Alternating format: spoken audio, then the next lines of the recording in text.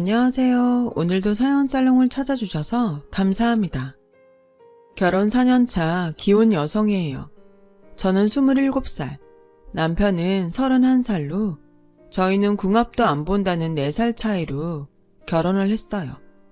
그래서인지 처음 남편을 소개로 만났을 때부터 지금까지 저희는 아주 잘 지내고 있답니다. 그런데요, 이렇게 사이가 좋은데도 저에겐 걱정거리가 하나 있었어요. 바로 시댁 때문이었는데요.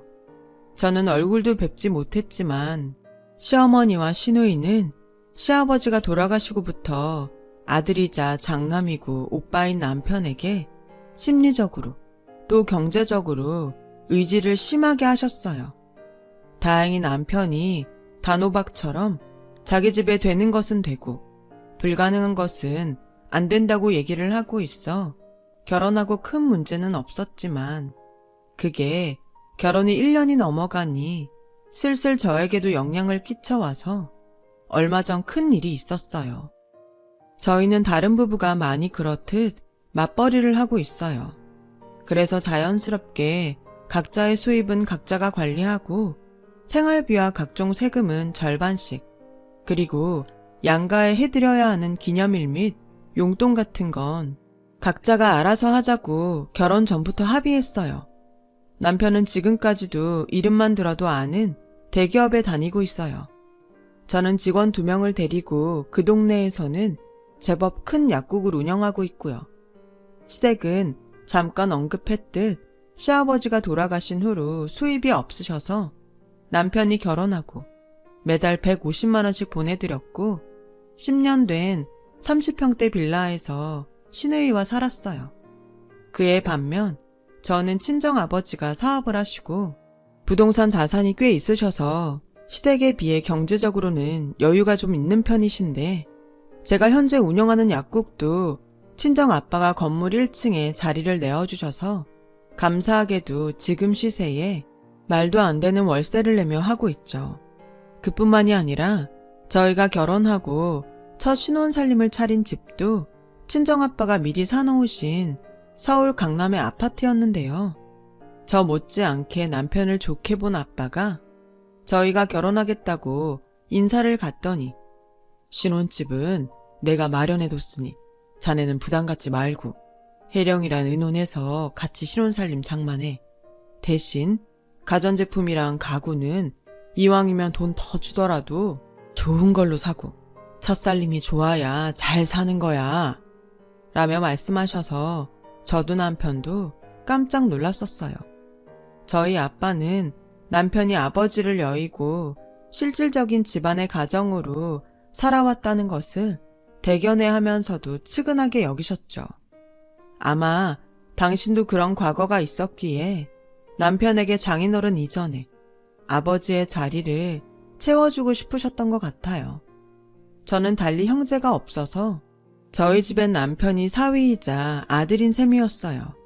하지만 반대로 시어머니는 유일한 수입원인 아들을 저와 저희 집에 뺏겼다고 생각하시는지 아니면 대기업 다니는 자기 아들이 저에게 아깝다고 생각하시는지 저만 보면 아우 내 아들이 100배는 아깝지 라는 말을 무슨 추임새처럼 내뱉으셨는데요.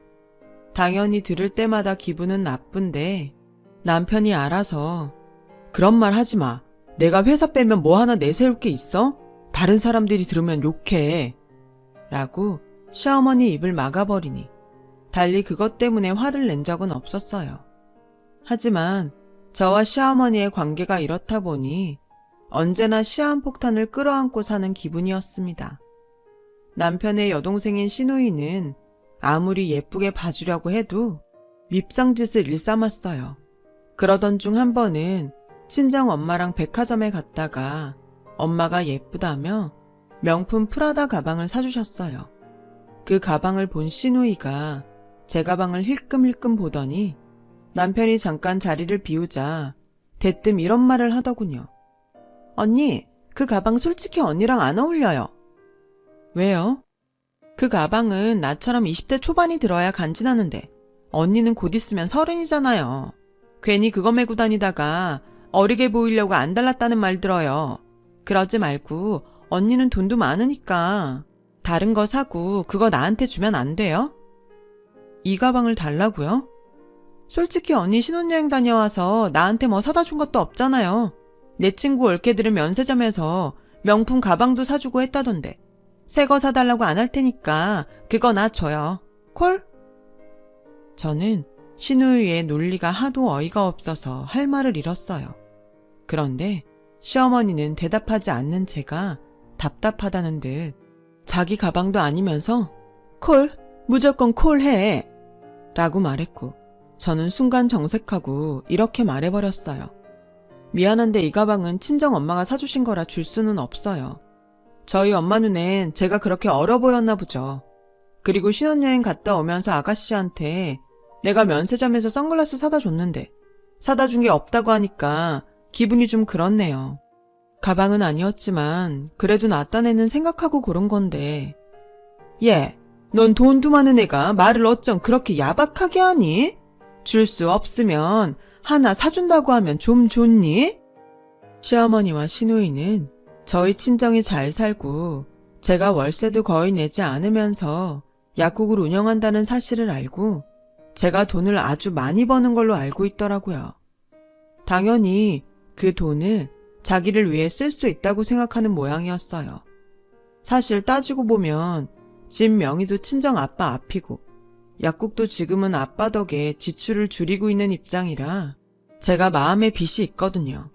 그래서 언제까지고 친정의 도움을 받을 수 없기에 제 나름 돈을 모으며 준비를 하고 있는데 그 사실을 알 리 없는 시어머니와 시누이는 저를 무슨 구두쇠 보듯 했어요. 무슨 일이야? 나 없을 때 무슨 말 했어? 자기야, 그게...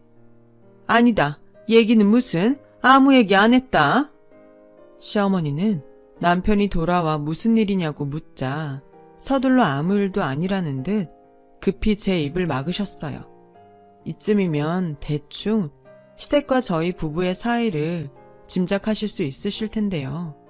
이렇듯 시어머니와 시누이는 남편 눈을 피해 어떻게든 저에게 돈이면 돈, 물건이면 물건을 얻어가려고 하셨어요.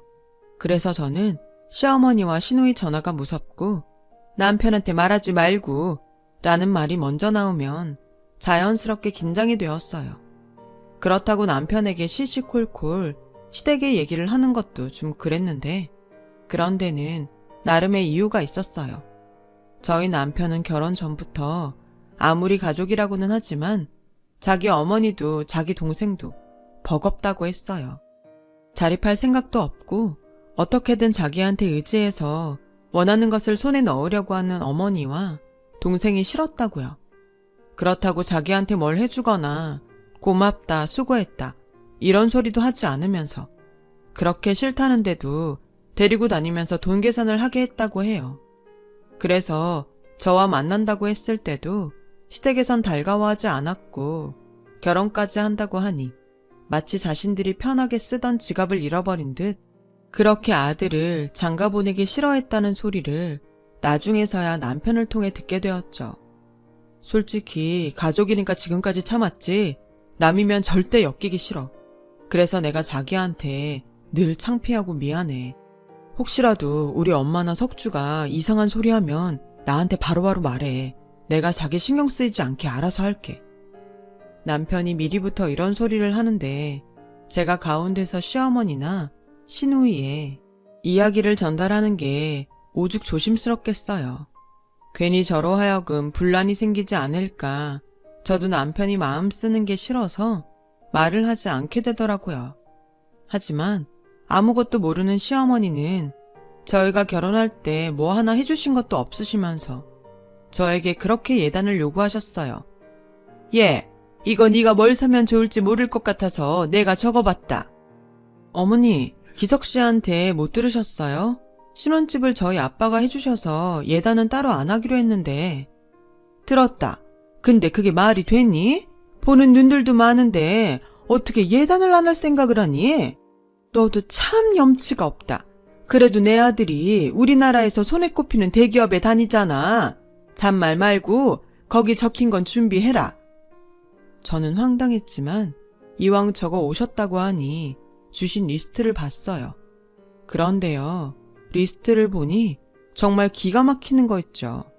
당신 쓰실 살림살이와 신우의 명품 가방, 명품 옷까지 적혀 있는데 이게 왜 예단 리스트인지 모르겠더라고요. 그래서 저는 대충 대답을 얼버무리고 그 리스트를 고스란히 남편에게 줬어요. 아무래도 그건 남편이 해결해야 할 부분 같았거든요. 그리고 남편이 그 리스트를 보자마자 어이가 없다면서 득달같이 시어머니에게 전화해서 말도 안 되는 이런 거 내밀지 말라고 큰 소리를 쳤고, 그 일을 시작으로 시어머니는 저를 남편 뒤에 숨어 자기를 골탕 먹이는 괘씸한 며느리라고 생각하셨어요. 그래서 웬만해서는 남편에게 시댁에 대한 이야기는 전달하지 않으려고 하는데, 얼마 전 도저히 말을 하지 않고서는 감당하지 못할 일이 생기고 말았어요. 그날은 연락도 없이 무작정 시어머니와 시누이가 제가 있는 약국에 무슨 빚받으러 온 빚쟁이들처럼 들이닥친 날이었고, 여지없이 남편한테는 말하지 말고 따로 이야기를 하자고 하시는데 느낌이 다른 날과 다르게 더 싸하더라고요. 예, 석주가 요즘 연애를 하는데 어쩌면 결혼 얘기도 나올지 모른다고 하더라. 니네가 석주 얘 혼수랑 예단해줄 거 아니면 이번 참에 합가를 하면 어떨까 하는데. 합가요? 저는 전혀 생각도 못한 말씀이라. 언니, 오빠는 장남이에요. 어떻게 생각을 안 했어요. 지금은 몰라도 저 시집가면 엄마는 혼자 계실 텐데. 그럼 장남인 오빠네가 엄마 모셔야 하는 거 당연하지 않아요? 진짜 어이없다. 아무래도 이건 저 혼자 결정할 일이 아닌 것 같아요. 게다가 그 집 저희 아빠가 해주신 건데 친정에도 얘기를 해야 할 것 같고요. 예, 듣자 하니까 너 그 집 니네 아빠가 해줬다고 아주 유세를 떠는구나. 잘난 내 아들 데려갔으면 그 정도는 해야지. 뭐? 친정에 얘기를 해? 그래서 그 잘난 니네 아빠가 안 된다고 하면 나보고 길에 나 앉으라는 거야 뭐야. 그리고 너 내 아들 믿고 까부나 본데 걔가 내 아들이지 니네 집 아들이니? 걔 속마음은 내가 더 잘 알아. 기석이 걔 지금 우리한테 엄청 미안해. 네가 합가하기로 했다고 말하면 오히려 좋아할 거다. 저는 시어머니의 궤변에 황당의 말이 나오지 않았어요. 그래서 웬만해서는 남편한테 시댁에 대해서는 나쁜 소리 하지 않으려고 했지만 이번 일은 그럴 수가 없어서 남편에게 낮에 있었던 이야기를 모두 했고, 혹시라도 남편도 합가를 원하면 고려해보겠다고 했는데 남편은 저보다 펄쩍 뛰며 단단히 화가 나서 저에게 시댁으로 가서 단판을 짓자고 했어요. 그렇게 시댁에 간 저희 부부는 마치 미리 예상이라도 한 듯 놀라지도 않는 시어머니와 시누이를 보며 이야기를 시작했는데요. 석주 너 결혼하는 거 맞아? 네 나이가 몇인데 벌써 결혼 얘기를 해. 너 졸업하고 직장 다닌 지 1년도 안 됐잖아. 그래서 오빠는 지금 내가 거짓말한다는 거야? 나 연애하는 거 맞고 그 사람이 먼저 결혼하자고 했어. 그럼 그 남자도 지금 당장 오라고 해. 그래야 확실하게 앞으로 어떻게 할지 이야기를 하지. 오빠는 동생 망신시키려고 작정을 했니? 쪽팔리게 어디로라고 해. 그리고 지금 올케 언니 말만 듣고 오빠 이미 화났잖아. 근데 무슨 얘기를 하재? 그래, 아무리 급해도 그렇지. 내가 말한 지 얼마나 됐다고 지 남편 앞장 세워서 시댁에 들이닥치니? 너도 참 생각이 없다. 돈만 많으면 뭐해? 사람이 별론데. 엄마, 이 사람한테 막말하지 마. 그리고 처음부터 그런 일을 나 없이 말한다는 게 말이 돼? 그것도 장인어른이 사주신 우리 집에? 누가 사줬건 내 아들이 살고 있는 내 아들 집이잖아. 엄마가 아들 집에도 못 들어가니? 막말로 내가 석주 얘 결혼시킬 돈이 있어? 집이라도 팔아야 혼수든 예단이든 해줄 거 아니야. 그렇게 합가하기 싫으면 너희가 혼수랑 예단 다 해줘. 어디 가서 꿀리지 않게 책임지고 해주라고. 엄마, 그 남자가 결혼하겠다고 인사는 왔어? 그 남자 얼굴은 봤냐고. 봤어, 사진으로. 허우대 멀쩡하더라. 얘 말로는 돈도 있는 집이래. 시집만 가면 걱정 없겠더라고. 저는 옆에서 대화를 듣는데 이런 말 미안하지만 한심하게 보였어요. 얘기를 더 들어보니 시누이가 남자를 만나는 건 맞지만 그 남자가 그냥 한 말에 시누이는 진짜로 믿는 것처럼 보이더라고요. 시누이는 이제 취업한 지 얼마 되지 않아서 월급이 적은데 돈도 쥐꼬리만큼 주면서 시키는 게 많다고, 또 집이랑 직장이 거리가 멀어서 힘들어 죽겠다고 항상 불만이 많았고, 이참에 시집을 가게 되면 일도 하지 않고 편하게 살 수 있을 거란 기대를 하는 것 같았어요. 제가 이 정도인데 남편은 오죽하겠어요. 남편은 더 이상 대화가 의미 없다고 생각했는지 자기가 먼저 쐐기를 박듯 이렇게 말했어요. 나 지금까지 엄마랑 석주 때문에 힘들게 살았어. 이 사람 있는 데서 말하는 거 창피하긴 한데 그래도 지금은 말해야 할 것 같아. 엄마, 나 결혼한다고 하니까 앞으로 생활비는 어떡하냐고. 나한테 다달이 생활비 주지 않을 거면 결혼할 생각도 하지 말라고 했지. 그래서 내가 지금 150씩 드리고 있는 거잖아. 솔직히 내가 그 돈이 안 아깝겠어? 그래도 그 돈 드리면 나 이 사람 건드리지 않을 거라고 생각했는데 아니잖아. 나 솔직히 작정하면 당장 다음 달부터 안 드릴 수도 있어. 근데 왜 내가 여지껏 참았는지 알아? 돌아가신 아버지 때문이야. 엄마는 늘 나한테 뭐라도 뜯어가려고 하지만 아버지는 항상 엄마 몰래 뭐든 챙겨주시라고 했어. 나중에 나도 가장이 되면 갖고 싶은 것도 참고 때론 희생도 하게 될 수도 있다고. 당신이 계시는 동안은 장남이라고 부담 갖지 말라고. 근데 그런 아버지가 돌아가시면서 나한테 뭐라고 하셨는지 알아? 엄마랑 석주 부탁한다고, 미안하다고 그러시면서 눈 감으셨어. 내가 그때 아버지 말만 아니었어도 나 진작에 도망갔다고. 야, 150이 돈이냐? 그래, 너 잘했다. 네 아버지가 그렇게 너한테 부탁을 했으면 150이 아니라 1,500도 아깝다고 생각하지 말고 해줘야 하는 거 아니야? 지하에 있는 네 아버지가 원통해야겠다.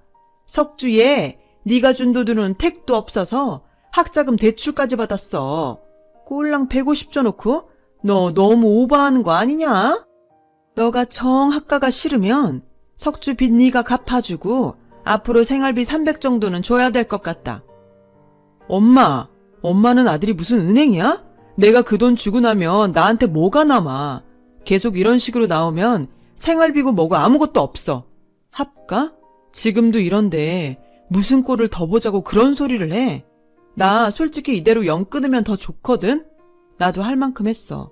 석주도 졸업하고 돈 버니까 나 이만하면 아버지랑 한 약속 잘 지킨 것 같아.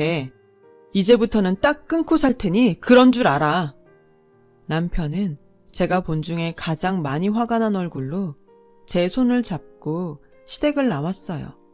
어찌나 화가 났는지 이대로 운전대를 잡으면 위험할 것 같아서 제가 운전을 하고 집에 왔는데 신호에 걸려 남편을 힐끔 보니 남편이 손으로 얼굴을 가리고 울고 있더라고요. 사실 뵙지는 못했지만 남편에게 돌아가신 시아버지가 정신적인 지주였어요. 성품도 고드시고 당신도 힘들지만 당신보다 더 힘든 사람 일에는 발벗고 나서시는 분이었다나 봐요.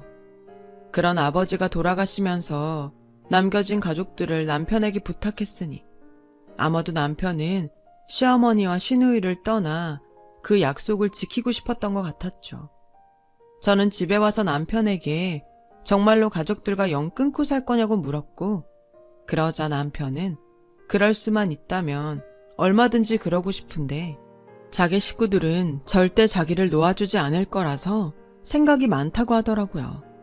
그래서 그날은 남편에게 말도 걸지 않고 본의 아니게 남편 눈치를 보며 지냈어요. 그리고 다음날 설마 또 약국으로 쳐들어오진 않겠지 하며 불안한 마음으로 출근을 했는데 저녁 시간이 되자 시누이가 혼자 약국으로 저를 찾아왔어요. 언니, 저희 엄마 어제 밤새 끙끙 앓으셨어요. 그래서 저 결혼 안 하려고요. 오빠 말대로 제가 결혼한다고 해서 이런 일이 벌어졌으니 제가 안 하는 게 맞는 것 같아요. 아가씨, 어제 오빠도 많이 힘들어했어요. 지금은 아가씨가 직장 생활이 적응도 덜 됐고 안 하던 걸 하니까 힘들 수도 있는데 조금만 참으면 금방 괜찮아질 거예요. 그리고 사람도 1년은 좋게 만나봐야 해요. 너무 모를 때 결혼하고 살면 후회할 수도 있고요. 지금이 얼마나 좋을 텐데. 에이, 그게 말은 쉽죠. 제가 오빠처럼 대기업에 다니는 것도 아니고 언니처럼 전문직도 아니고 제 월급에서 돈을 모은다는 것 자체가 무리예요. 그게 제 현실이고요. 그래서 하는 소린데 저 언니 약국에서 일하면 안 돼요? 우리는 가족이니까 언니가 월급 좀 신경 써주면 저도 엄마한테 생활비도 좀 드리고 그럼 좋을 것 같은데. 저는 신우이의 말을 듣고 속으로 참 가지가지 한다고 생각했어요. 무슨 일이든 진득하게 하는 법이 없는 신우이를 아무리 가족이라도 채용할 마음이 없었거든요. 게다가 신우이는 말하는 투도 생각도 저랑 맞지 않는데 이걸 매일 봐야 한다고 생각하면 벌써부터 머리가 지끈지끈 해오는 것 같았어요. 그래서 저는 신우이의 제안을 거절했고 대신 남편 모르게 학자금 대출받은 건 제가 상환해 줄 테니 그 돈을 시어머니에게 생활비로 좀 드리면 어떠냐고 말했는데요. 신우이는 제 말을 듣고 길길이 뛰며 불같이 화를 내는 거예요. 나는 기껏 생각해서 결혼도 포기하고 언니한테 부탁했는데 언니 정말 실망이에요. 근데 제가 결혼을 하건 말건 엄마는 벌써 부동산에 집 내놨어요. 그러니까 언니는 저 이사 올 준비나 하세요. 오늘 얘기 잘 되면 집에 가서 엄마 설득하려고 했는데 안 되겠네. 아, 빨리 오빠한테 전화해요. 그래야 오빠가 또 울며 겨자 먹듯 생활비 300 준다고 하게. 저게 동생인지 원수인지 지 오빠 힘들 거 뻔히 알면서 저런다는 게 저는 정말 이해도 안 가고 화가 났어요. 그래서 고민을 하다 친정에 갔고 친정 엄마는 제 얼굴을 보자 무슨 일이냐며 물으셔서 저는 하도 답답해서 친정 엄마에게 시댁 합가와 조금 전 신우이 얘기까지 모두 말했어요. 그러자 친정 엄마는 말없이 한숨을 쉬시고는 이렇게 말씀하셨어요. 내가 이런 말 하는 게 안서방한테 미안하긴 한데 내가 언제고 그 여자 그럴 줄 알았다. 니네 아빠도 그러더라. 안사돈이 안서방을 자식으로 보는 게 아니라 돈줄로 보는 것 같다고. 솔직히 엄마는 그래서 너 결혼까지는 하지 않았으면 했는데 안서방이 너무 사람이 좋아서 안서방만 보고 결혼시켰다. 너 속상하겠지만 안서방한테는 별말 하지 마. 엄마랑 아빠가 상의하고 무슨 수를 내든가 해야지. 너희는 자식이니 함부로 해도 우린 사돈이니 함부로 하진 못할 테니까. 엄마, 미안해. 잘 사는 모습 보여줘야 하는데. 너희가 잘못한 것도 아닌데 뭘 미안해. 힘든 일 있으면 엄마 아빠한테 의지해. 괜히 말도 안 하고 너희끼리 소갈이 하는 게 더 불효야. 너도 그렇고 안서방도 우리한테는 자식인데 당연히 엄마 아빠가 나서야지. 저는 엄마 말에 힘을 얻고 집으로 돌아왔어요. 그리고 모처럼 우리 서방 맛있는 음식이라도 해줘서 기운 내게 해주고 싶었는데 그날 남편이 더는 저에게 피해주고 싶지 않다며 이혼 서류를 가지고 왔더라고요. 이런 선택을 하고 싶지는 않았는데 석주한테 엄마가 집 내놨다는 말을 들었어. 아마 그 성미에 그냥 밀고 들어올 작정인 것 같은데 나 더 이상 자기랑 자기 부모님한테 패기치고 싶지 않다. 우리 이혼하자. 아무래도 이게 최선인 것 같아. 나 같은 사람은 처음부터 결혼 같은 건 하면 안 되는 거였어. 자기야, 이게 말이 된다고 생각해? 우리 둘이 좋아서 결혼했는데 왜 이혼을 우리 문제가 아닌 다른 이유로 하재? 이건 아니지. 우리 가족이잖아. 패기치는 게 어딨어. 오늘 우리 엄마가 그러더라. 자기도 자식이라고. 오히려 이러는 게 나는 더 서운해. 그날 남편도 저도 얼마나 울었는지 몰라요. 그리고 남편한테서 오늘 낮에 저희 아빠가 갑자기 점심이나 같이 먹자고 하더니 괜찮다고 사양을 해도 신용카드를 한 장 주시더래요. 남자가 주머니에 돈 없으면 어쩐지 기가 죽고 그래. 듣자 하니 집에 생활비도 보낸다며. 이거 들고 필요할 때 써. 사용 내역 나한테 안 오게 했으니까 괜히 눈치 볼 것도 없어. 갖고 싶은 거 있으면 장인어른이 사주셨다 생각하고 써. 가끔 그 돈으로 혜령이한테 기분도 내고 여자들은 그런 추억으로 사는 거거든. 저 괜찮습니다. 마음만 받을게요. 지금도 너무 많이 받고 있어서 죄송해요. 내가 주고 싶어서 주는 건데 뭘 죄송해. 난 아들이 없어서 자네가 있어서 너무 좋아. 이제 목욕탕 가도 자네랑 같이 남탕에 가면 되잖아. 여자들은 씻는데도 오래 걸리고 그거 혼자 기다리면서 심심해 죽겠다고 생각했는데 이젠 자네가 있어서 얼마나 좋은지 아나? 그렇게 저희 아빠를 만나고 그 카드를 도저히 쓸 수가 없어서 고이 지갑 안쪽에 넣어놨었다고요. 그 와중에 저를 만나고 헤어진 시누이가 지 분에 못 이겨 남편에게 시어머니가 집을 내놨고 저에게 합가 준비를 하라고 했다고 말을 했다는 거예요. 석주한테 그 말을 듣고 얼마나 기가 찼는 줄 알아? 피 하나 섞이지 않은 아버님은 날 아들 생긴 것 같다고 뭐든 해주시려고 하는데 정작 내 진짜 가족은 내 등에 빨대를 꽂잖아. 난 전생에 나라를 팔아먹었나 봐. 그 반대인 것 같은데 전생에 무슨 덕을 쌓았길래 나랑 우리 엄마 아빠를 만났어? 기다려봐. 자기한테는 미안한데 아까 나도 하도 답답해서 엄마한테 얘기했거든. 엄마가 아빠랑 상의해서 답을 주겠대.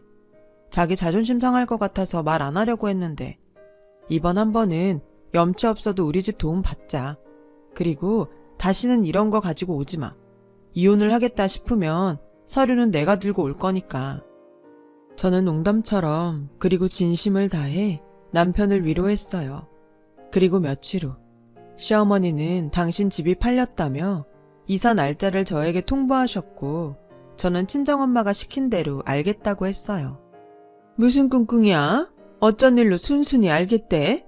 아무튼 나랑 석주 들어갈 방 2개 비워놔라.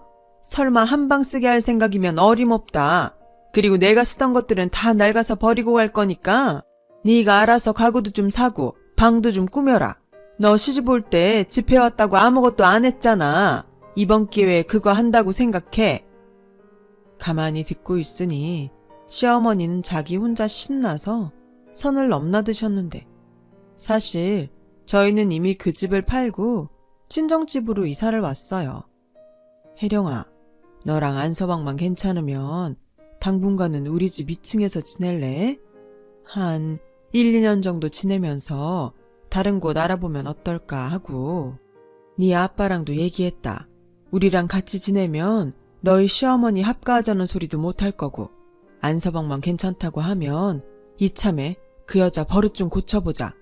엄마도 사람이 못 됐는지 내 새끼들 힘들게 하는 사람 나도 괴롭히고 싶다.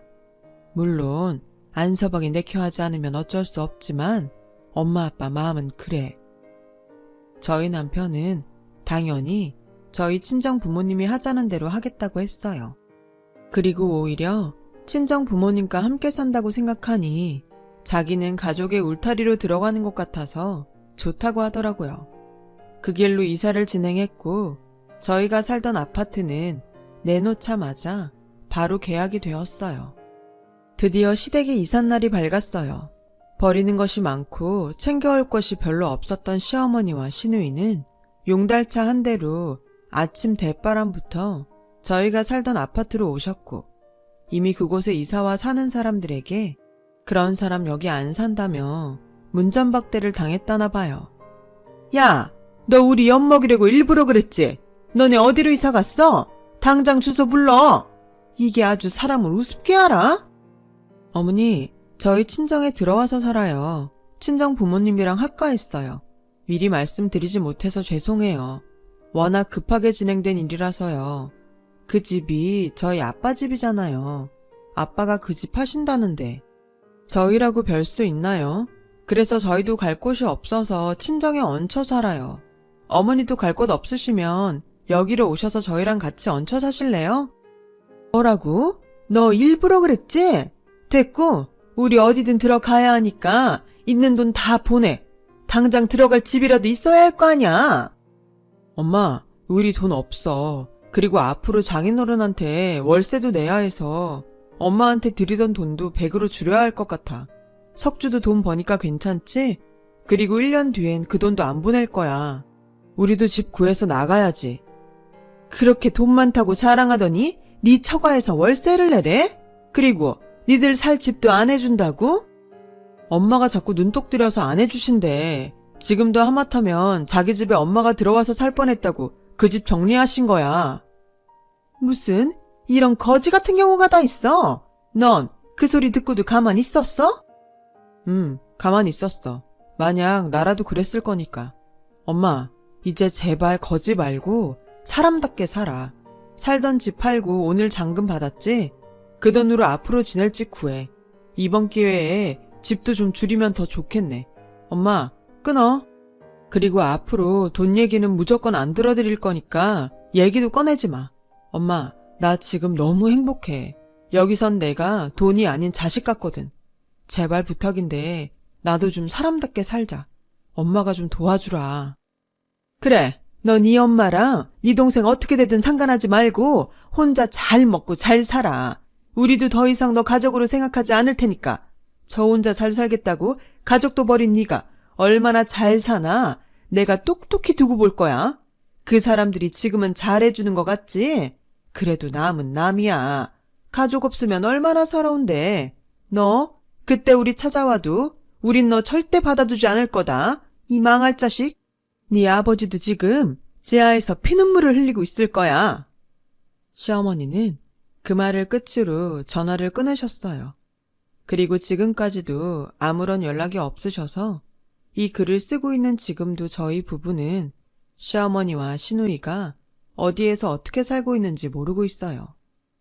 에휴, 어디서 어쩌고 계시나. 내가 먼저 연락드려야 하는데. 하다가도 그날 남편이 했던 자기도 사람답게 살자라는 말이 가슴에 콕 박혀서 내 남편이 행복하게 살 수 있으면 뭐든 상관없다는 생각에 그러지 않고 있어요.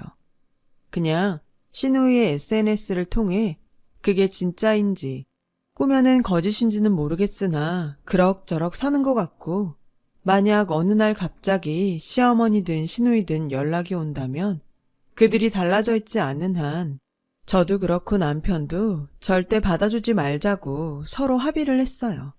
여태 당했던 대로 또다시 당할 수는 없으니까요. 그리고 원래 계획대로라면 내년에는 저희가 모은 돈으로 새로운 집을 알아봐야 하는데 제가 얼마 전 아이를 임신해 저희의 분가는 아이가 초등학교 갈 즈음으로 완전히 밀리고 말았어요. 남편도 그렇고 저희 부모님도 원래 떨어져 살고 싶지 않았다면서 3명이 한편이 되어 있더라고요. 여기가 친정인지 시댁인지 행복한 질투가 다 날 정도예요. 우리 안서방 좋아하는 갈비탕 끓여야지. 엄마, 나는 육개장이 좋은데. 그런 자극적인 거 몸에 안 좋아. 갈비탕 먹자. 주말에 안서방 낚시 어떤가? 안 돼. 주말에 이 사람 나랑 쇼핑하기로 했어. 안서방, 쇼핑보다는 낚시가 더 유익하지 않나? 솔직히 남자가 쇼핑 따라가봤자 뭔 재민가? 우리 낚시 가세. 가서 내가 맛있는 매운탕 끓여줄게. 응? 이런 식이라니까요. 이걸 보고 있으면 흐뭇하면서도 살짝 서운한 게 뭐라고 표현하기가 참 어려워요. 그리고요, 바로 어제 저는 시아버님에게 뱃속의 아가 소식도 알려드릴 겸 남편하고 납골당을 찾아갔어요. 참 생각이 많아 보이는 남편 옆에서 저는 차마 목소리는 내지 못했지만 속으로 이런 말씀을 드렸어요. 아버님, 남편을 이 세상에 태어나게 해주셔서 감사합니다. 제가 이 사람 아프지 않고 행복하게 해줄게요. 그리고 앞으로 태어날 저희 아가도 착하고 멋진 남편을 닮을 수 있도록 해주시고 무엇보다 앞으로는 시어머님이랑 아가씨와 잘 지낼 수 있도록 아버님이 두 사람 정신 좀 차리게 도와주세요. 그래야 남편도 가족들 보고 살 수 있죠. 그럼 저는 평생 아버님 며느리로 충성하고 살겠습니다. 이 기도가 부디 꼭 하늘에 계신 시아버지에게 닿을 수 있었으면 좋겠어요. 그래서 우리 남편이 지금보다 더 많이 행복할 수 있었으면 저는 더 이상 바랄 것이 없을 것 같아요. 지금까지 저의 사연 들어주셔서 감사합니다. 지금의 이 마음을 잊지 않도록 평생 노력하며 살게요. 여러분들에게도 좋은 일만 가득하길 기도하겠습니다. 여러분, 사연 댓글에 응원과 현명한 조언 부탁드려요. 좋아요와 구독은 저에게 큰 힘이 됩니다. 오늘도 좋은 일 가득하세요.